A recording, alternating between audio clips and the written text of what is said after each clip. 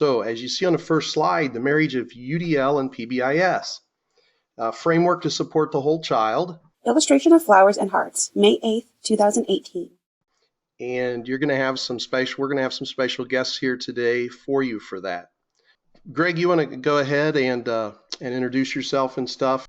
Sure. Hi, everybody. I'm Greg Borio. I'm the Associate Director at the Rich Center for Autism, located at Youngstown State University in Youngstown, Ohio.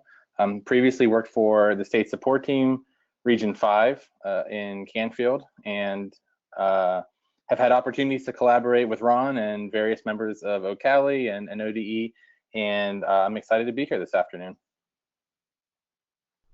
And then Denise kind of got called away, and she feels really bad about that, as we also do too, but she has to do jury duty. And so she's doing her patriotic duty today, and I'm just going to I don't think anybody can fill in really for Denise. However, I'm going to be here for Greg and help support him. Greg's email, gvboerio@ysu.edu. Denise Malkovitz, Consultant, State Support Team, Region 5. Email, denise.malkovits@sstr5.org. So with that said, let's go ahead and move on. I'm Ron Rogers with OCALI. At this point, I'm going to turn it over to Greg. Okay, so this idea of UDL, PBIS, really just came out of some collaboration over the past few years out of my work with the State Support Team and the State Personnel Development Grant and other groups across the state. And so kind of just want to briefly review those frameworks. I think UDL, PBIS is terminology that's used so frequently, but talk about some of those intentional links between the two, really around supporting all learners and including all learners and all members of the community within that, and then redesigning our thoughts and our frameworks on promoting accessibility, again, thinking about each and every student, each and every individual that's a part of the learning community. So in the next 25 minutes or so, I'm hoping to be able to do that with Ron's help. And like he said, certainly ask questions, make comments. We'll try to address those as we go on. My contact information was included as a part of that presentation. So please don't hesitate to tweet at me, send me an email if you have questions following up today. I'm always willing to continue the conversation and continue to collaborate outside of these types of meetings. So kind of getting started, the beginnings. Who are UDL and who are PBIS? What is UDL and what is PBIS? We use the who in there, talking about this relationship, the beginnings. How did these two come to be, and why are we talking about a marriage today? So as we get started with this conversation, if you want to start chatting a little bit in the chat box there, start chatting about what you know. What do you know about Universal Design for Learning and or PBIS? Just make sure you mark your response with UDL or PBIS so Ron and I can see those clearly. It says, Virginia says, both frameworks are for practice. Looks like Matthew says UDL, removing of barriers so that all students can become expert learners. I facilitate many workshops on linking UDL, ASD, and I'm excited to link PBIS. Okay, UDL reduces the barriers to learning. Both are research-based. Okay, when we think about Universal Design for Learning and what it really means, and you can look at the slide there for specifics, but just in case people are driving in their car, which it seems like about 15% of the people do during our webinars. So usually I'll hit the slides a little too with a little extra, but. From the Higher Education Opportunity Act of 2008. Source, National Center on Universal Design for Learning. It's a scientifically valid framework for guiding educational practice. And we have to think of it as a framework. It's not a program or it's not anything like that. It's not a silver bullet. It's a framework, and it can be all encompassing. And here on the slide, you'll see that it provides flexibilities in ways information can be presented, and ways students respond or demonstrate their knowledge, and the way students are engaged. And the big one here is, I'll highlight some of these for you. Reduces barriers in instruction. So in other words, students aren't broken, the instruction's broken. And it also automatically puts supports in. And the big piece here too is it maintains high achievement expectations for all students. And that is all students, which also includes students with disabilities and students who are limited English proficient, our gifted students, students. It's all students from, because we're really looking at teaching to the edges, and that's what it's about. However, as a past curriculum coordinator, one of the things that I never thought of back then was the fact that when we do our curriculum, we should really be looking at those barriers in our instruction, the barriers that might come out as we create our goals and different things. So, there's a time and place for everything, and the time for UDLs now. Let's meet Universal Design for Learning. 4 images show closed captioning, curb cut, automatic door, and push to open door button. The other thing you'll see here is a copy of the 3 principles, and this is laid out really nice on the new sheet that Cast gave all of us. And as you look at this and you look at the top, you'll see the engagement, then the representation, then the action and expression as you go across the top right. And you see the 3 brain networks. And this is all research-based, and it's about 30 years old now. But the look of this and the feel and where Cast is taking it is just, it's beyond anything that we could have comprehended 10 years ago. As you look at the left in engagement and you go down, you notice that what we really want is purposeful and motivated learners. You go to the next column and you go clear to the bottom from representation, clear down, and we want resourceful and knowledgeable learners. And then on the right, action and expression, we want to work towards strategic and goal-directed learners. And when you put all of those together, really what we want and what the whole thing is about is creating expert learners out of all of our students. Expert learners. And then as you also look on the total left of these beside engagement, you'll see if you go horizontally across, the first tab there is access.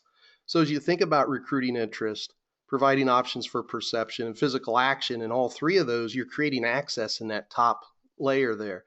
The next one's build. And the one after that is how you internalize these things.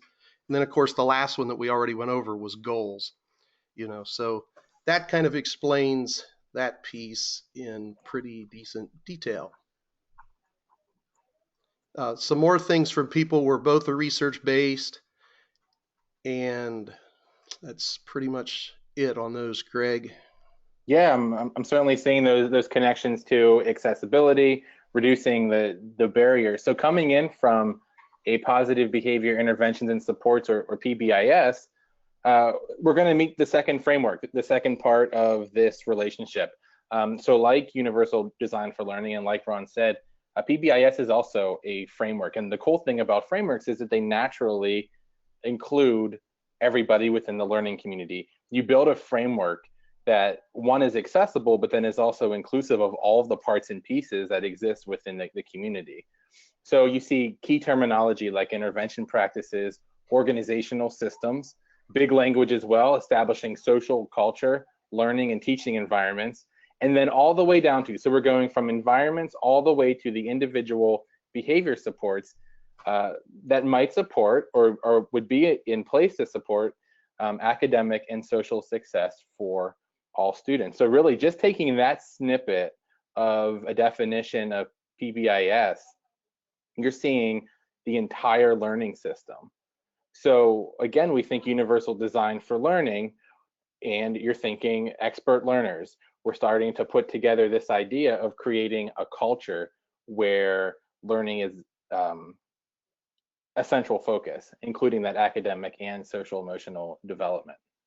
Source: Sugai et al., 2010, page 13. Isosceles triangle with all learners represented within 4/5 of the triangle, occupying the widest part of the triangle. As the triangle narrows at the tip, some learners are represented within 1/5, and few learners are occupying 1/10. A curved arrow pointing to the triangle associates the term universal with all learners, targeted with some learners, and intensive with few learners. Source: Baker, 2005, JPBI, Eber, 2012. So then, traditionally we think PBIS, a lot of frameworks come with that three-tiered triangle. My background initially was in school psychology. So these three-tiered triangles are a part of, what I've come to learn in education, certainly from the school psychologist perspective. But again, just use this to demonstrate that this includes everybody. And that to remind the audience this afternoon, and to remind each and every one of you, that we're not talking about a particular place or location or child across up and down this triangle. We're talking about all learners and the supports that are built into the environment to facilitate learning, to facilitate social emotional development for all of our learners. So just because someone might require what we would consider a tier 3 or intensive support doesn't make them a tier 3 or intensive student. The scale here is just to demonstrate what's available in terms of the supports out there for all learners. I like to flip the triangle upside down and think about it that way as well. So whether you look at it right side up or upside down, it is inclusive of the entire system. And like UDL, promoting access first, and then building from that accessibility and beginning to internalize some things around behavioral expectations. So these are our expectations. We want to promote those expectations in a positive way rather than reacting to the negative or reacting with the negative or to those negative. We want to promote in a positive way to help internalize. So again, we're seeing that similar language, accessibility, building, and internalization that is consistent with UDL and PBIS. And there's my little flip there for you all this afternoon.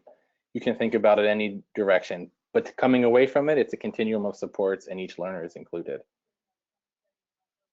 And then Ron, you can click through all 4 of these for me. Thanks. And then like the big why, what's that outcome? We want to create environments that are predictable, consistent, positive, and safe. So think about your own lives for a second and kind of how we aim to strive to accomplish these key areas as well. So again, thinking about the entire system, and that safety piece comes into play. And in today's world, it's tough to think about with some of the crises in schools and situations that we've had. That safety really hones in on, very simply, the best example I can give is, if I'm not sure of something, will I participate as a student in a learning environment where I can take a chance or work through a problem where I'm not embarrassed by it? That's what we're talking about there. Again, kind of going hand in hand with our other partner in this relationship, Universal Design for Learning. Source: OCEP Center on PBIS. So just for time constraints, we're gonna kind of keep moving through, but as we are, continue to type some comments in there. What are some ways that from your experiences or your background or just your learning of PBIS and UDL that the two frameworks begin to complement one another? So feel free to respond to that in the chat as we progress through, and I'll be sure to address some of those as I see them coming in. Hey, Greg, when would you like to do that first poll? Hey, if you want to ask them now, we certainly can. Yeah, let's do it just to kind of know. Okay, who's with us today? That's going to be our first poll question, and it's just been launched. So are you an administrator, a UDL coordinator, general educator, intervention specialist, or curriculum coordinator? And of course, we only had 5 different ones that we could enter. So, okay, it looks like 41%'s voted, 55%. And I know some people are driving in their cars, so we won't expect a 100% vote. Okay, it is slowed down at 71%. 5, 4, 3, 2, AT assessor in there as well. Welcome, Malika. 1, close. I'm going to share the results. It looks like 26% are administrators, 14% UDL coordinators, 18% general educators, 33% intervention specialists, and 9% curriculum coordinators. Boy, Greg, you got a nice differentiated audience. For sure, for sure. Yeah, and it's, I think, an audience that's going to understand a key piece moving forward around these two frameworks that Certainly people with backgrounds as intervention specialists and in special education, oftentimes these vernacular are thrown around specifically for that population. And we've come to know over a period of time, that's just not the case, that we're talking about each and every learner and adult that's a part of our learning community here. Did you want to go to the next slide?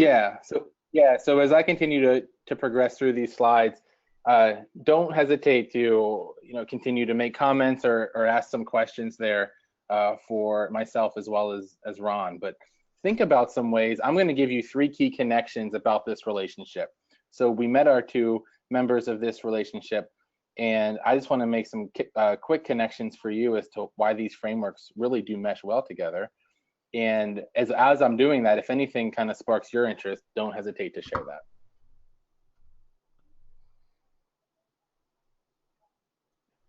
So first is this idea of a framework again, and frameworks in their development need to be proactive and responsive at the same time. And I think sometimes we think responsive, as we talk so much in education about being proactive, being responsive almost began to become a negative terminology for us.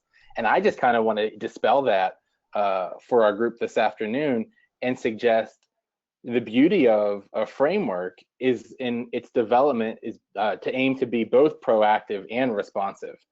So we know that we're not going to catch everyone, each and every learner, each and every adult through the framework, that we need to have systems and supports in place socially and emotionally, as well as academically, to support the needs of our learners. So some examples included here are, I'm a big sports guy, and I always say when I try to be as prepared as possible, I bring that rain poncho or having that sunscreen when I'm going to sit in the ballpark all afternoon.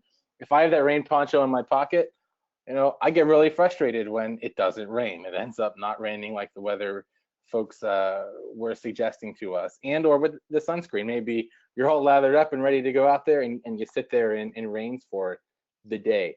Just because we strive to be proactive doesn't mean that those measures are actually going to match the necessary outcome. And the responsive piece, certainly supporting UDL, that kind of salad bar, throwing the dinner party analogy that many of our UDL experts across the world like to suggest and explain, including our colleague Katie Novak, is, hey, we're going to plan, what's the best, or what's going to promote the best accessibility with this dinner party. How am I going to create more accessibility for the people who are participating in it? And again, UDL and PBIS both are going to emulate those beliefs, that we're going to try to be as proactive as possible, but then we also have to sort of come in on the other side and support those learners as well. So it's okay to be responsive with our academic instruction. We need to be. We want to eliminate, just that trying one way out and then responding to each and every learner by being more proactive, by promoting greater accessibility.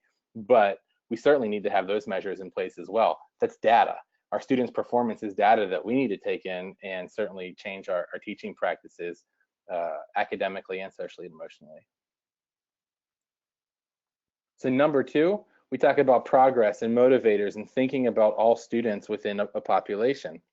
And one of my personal stories that I like to share frequently with people is this idea of finding what's going to motivate a student and going to really all measures in order to succeed in that. As a school psychologist, I was working with a particular student. He was in 1st grade at the time. And this was a complex behavior case for me. Lots of behavior observations, different types of plans coming into play, trying to promote these positive behavior outcomes for this young kid. And in working with this student, one day, it was almost a point of frustration for me. I just looked at him and I asked, what do you really want to earn today? If we can get, X number of criteria in your behavior plan, what do you want to earn today? And he had talked about, hey, I want a soft taco from Taco Bell. So there I am as a, young school psychologist, like, that's easy. Called mom, made sure it was okay. Told him that if he met his expectations for that particular day, that he'd be able to earn that soft taco. I'd eat lunch with him. on that particular afternoon, and he met that criteria. When I returned to eat lunch with him, with his reward, I was met with some resistance from administrator and from his classroom teacher about how unfair that was, and not doing things for all students and all of the other. And I actually never had the opportunity to sit down with him that day and, you know, have Taco Bell with him. You know, his reward that he earned, his motivator that day. And it's something that sort of resonated with me, and it stuck close with me for quite a long time, because with that particular student, I never knew where I could have gone or the expectations we might have been able to reach, because I really lost a motivated learner in that instance. So make sure, as we're thinking academic instruction and then putting our behavioral supports in exactly the same way, PBIS needs to be instruction first, just like our universal design for learning methods, and blending those two across, finding those key motivators for our students and being able to support their learning to the highest degree. If we don't do that, we won't know how engaged our students can be. We won't know how participative in the instruction they're going to be as active learners. And certainly with that goal of creating expert learners and internalizing what that means in terms of being a member of the learning community, we won't be able to do that. So I just, you know, throw that out there as another key connection between the two. Look for those motivators, look for those key connections that are going to involve all students and incorporate all students. I think I know the guy on this next slide, Greg. Yeah, you know what?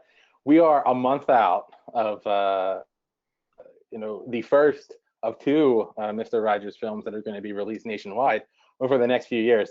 And, you know, Ron knows, because we've developed a friendship over the past few years. I am a proud Pittsburgher. Pittsburgh, Pennsylvania is originally home.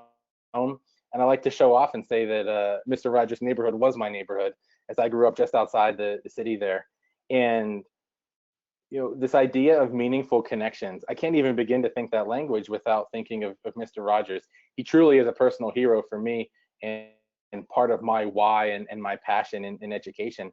But what he was able to do through a television set is what we strive to do in our classrooms and in person each and every day, and that is to make meaningful connections with our learners, to promote engagement in such a purposeful and intentional way that our students feel absolutely connected to the learning environment. I threw some fingerprints out there as well to talk about ourselves and our student selves, and sometimes how those meaningful connections can really go hand in hand. Hey Josh, yeah, heck yeah, go Pittsburgh. See, I got a fan out there, Ron. You know, we don't lose ourselves when we step over the threshold of a classroom, and we shouldn't. Now, there's certainly things that we might not share with all of our students, but we bring our culture, we bring some of our biases unintentionally or intentionally, we bring ourselves to the education process. We have to allow our students to know that they need to bring themselves as well, that we're accepting of them and what they have to offer. So don't forget about our fingerprints and how unique they are to ourselves. They may go a long way in developing those meaningful connections. Had a student one time, another behavior situation in a particular classroom, and he was getting really close to his teacher's desk one afternoon, and you know, that's like the unwritten law, like stay away from the desk, don't touch. And he picked up a picture of two little boys, a framed picture that was on her desk, and he said, "Who are these kids?" And the teacher replied, "Oh, those are my sons." And he just kind of looked for a minute, looked back for a moment, and he said, "Well, I didn't know. Why don't they go to our school? I didn't know you had sons." And she explained, "They live in this town, they go to this public school."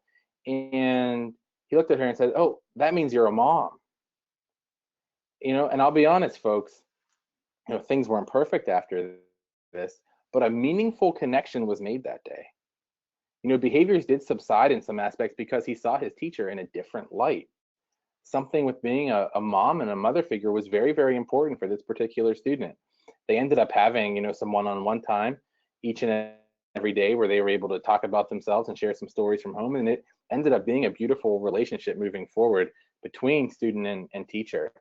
And that was just one of those things. She's like, wow. And she's a great teacher, wonderfully academically sound. that she just said, wow, like, I didn't realize that, this was going to happen. So don't be afraid of the meaningful connections. You never know how that's going to help you. So as we just, look to wrap up here in these last few minutes, and Ron, if you even want to go to the next slide, we can go to the next slide. There we go. Thinking of UDL and PBIS, and you saw the wedding cake on the previous slide, kind of using that as an example to demonstrate the integration and the purposefulness within that integration that needs to occur if these frameworks are going to be successful together. So at whatever level within the organization you're at, and we had quite, from administrators to UDL coordinators to general education teachers, intervention specialists, wherever you're at across that system, from community member to parent, through teachers to administrators to students, wherever your active participation in that learning environment takes place, the unique thing about a framework is UDL, PBIS, we can be doing our thing, but we're going to be doing our thing within those frameworks that works for our learning environment and for our students and for our adults at that time. And we're going to be willing to say, just when we get comfortable and good at things, we know that we might have to alter a part of that framework to support learners further. That we are going to strive to always take our implementation to the next level. And ultimately, that's how universal design for learning and positive behavior interventions and supports complement each other exceptionally well. Don't think about interventions, think about instruction. Teaching needs to be at the heart for both of them. And that's kind of why we're at. Do we think these two things could be married? I absolutely hope so. I hope you do too. It doesn't really matter what we call it, but establishing this integrated system and one that's accessible to promote learning for all within our environment. And as long as at the heart of it, we're designing and we're planning and we're implementing, teaching and collaborating, that we're focused on accessibility, that we're focused on building, and then ultimately internalizing, whether we're talking about academics or behavior. And heck, research tells us that we have to be focused on both of them together equally, or we're not going to meet those expectations that we can. It doesn't really matter what we call it. It's just kind of a beautiful framework that can be blended into one, focused on instruction to meet the needs of all of our learners and promote expert learning. Wow, Greg, we are so appreciative of your time and that you were able to spend that with us, and how you took these two things and were able to meld them together. And we did miss Denise. We wish she could have been here. But Sure. We know she was doing her civic duty again she had to be on a jury. So please remember to join one of the best chats on Twitter. It's hashtag UDL chat. 9 p.m. Eastern time every first and third Wednesday. And with that said, I'm going to let Greg say the last statement here before we get off. First, I want to thank everybody personally too for your time, because we know how important time is to everyone. So with that said, thank you. And Greg, you can finish it up and we'll end. Great. So yeah, let's marry these frameworks. Let's celebrate in the opportunity as professionals to take our knowledge and our skills and mesh these frameworks together in a very meaningful way. The whole child, the whole student is at the heart of it.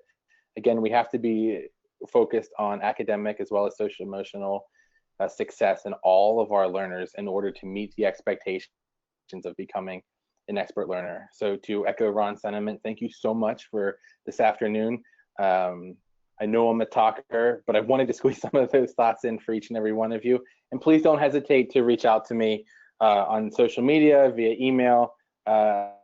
You can find me there. Like I said, my email is in the notes that Ron shared with you as one of the handouts for today. So thank you so much for participating, and good luck everybody wrapping up your school years this spring. Thank you.